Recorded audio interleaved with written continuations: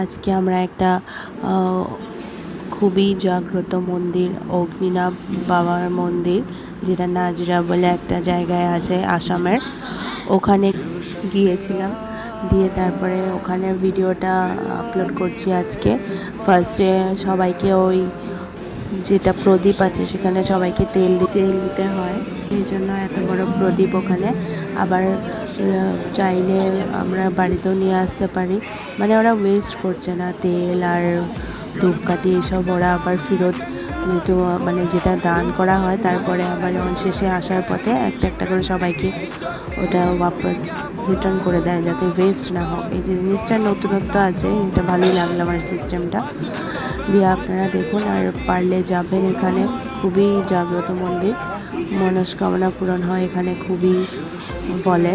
আর আমিও দেখে এলাম এবারে আবার। So please enjoy the video.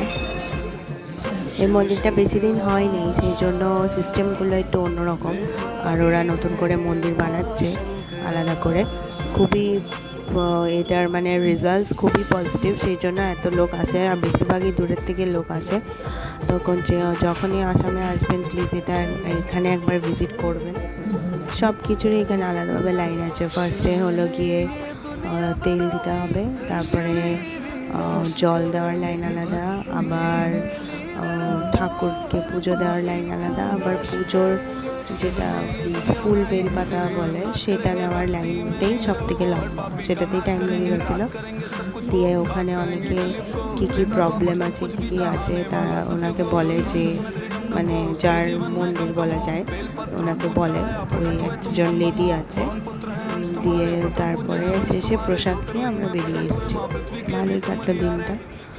So thank you.